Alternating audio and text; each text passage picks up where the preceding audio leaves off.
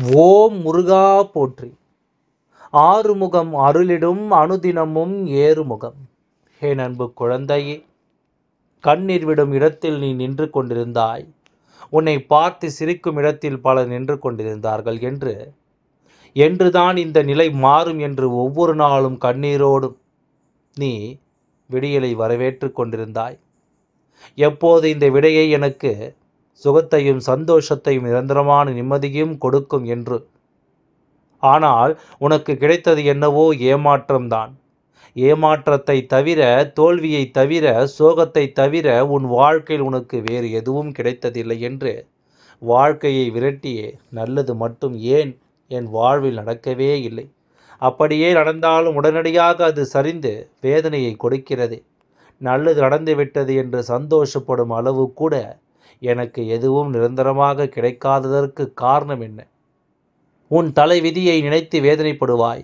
என் தலைவிதிதான் இப்படி ஆயிற்றே, என் குழந்தைகளின் தலைவிதியும் இப்படியே ஆக வேண்டுமா? இதுதான் எங்களின் விதியா? எங்களை எதற்காக படைத்தாய்? ஏன் இப்படி ஏக்கத்தோடு மற்றவர்களின் வாழ்க்கையை பார்க்கும் இடத்தில் எங்களை வைத்தாய்? அந்த வாழ்க்கையை வாழ எங்களுக்கு தகுதி இல்லை என்றால் ஏன் எங்களை படைக்க வேண்டும்? ஏன் இந்த வருத்தத்தையும் வேதனையும் நிறைந்த கண்ணீரையும் கொடுத்து என்னை அணு அணுவாக சித்திரவதை செய்வதற்கு என்னை உறவாக எடுத்து கொள்ளலாமே. என்னை இந்த உலகத்தை விட்டு போகலாம் என்று நினைத்து ஏதாவது செய்யலாமே என்று நினைத்தாலும் அதற்கு எனக்கு தைரியம் இல்லை. எப்போது நிம்மதியான வாழ்க்கை கிடைக்கும்? என் குழந்தைகள் கேட்கும் வாழ்க்கையை எப்போது என்னால் கொடுக்க முடியும்? என் குழந்தைகளும் கேட்கும்போது என் மனம் எத்தனை வலி வலிக்கின்றது என்பதை சொல்லில் மூலம் சொல்ல முடியாது. வேதனைப்பட்டும் துக்கப்பட்டும் அவமானப்பட்டும் தான் அழைக்கின்றோம். என் அன்பு குழந்தையே, அனைத்தும் அறிந்த தெய்வம் ஏன் என்று எனக்கு பதில் கொடுக்கவில்லை. என் வாழ்க்கையை ஏன் சரி செய்ய முடியவில்லை? தெய்வத்திற்கு அத்தனைதான் பலமா?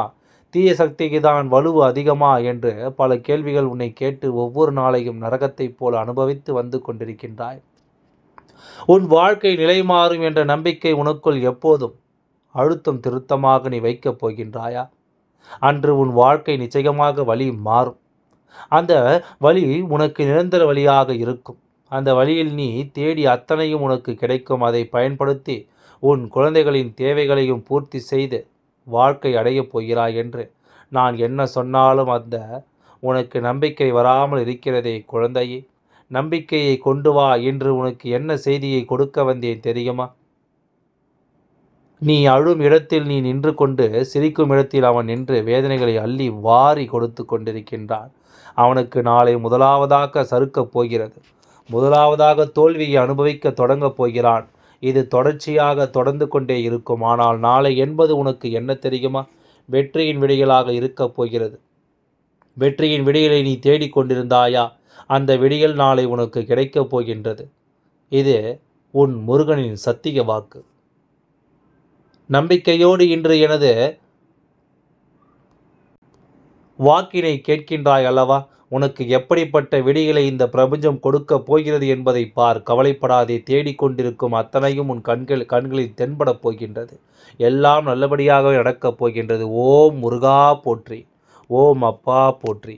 நன்றி. வணக்கம்.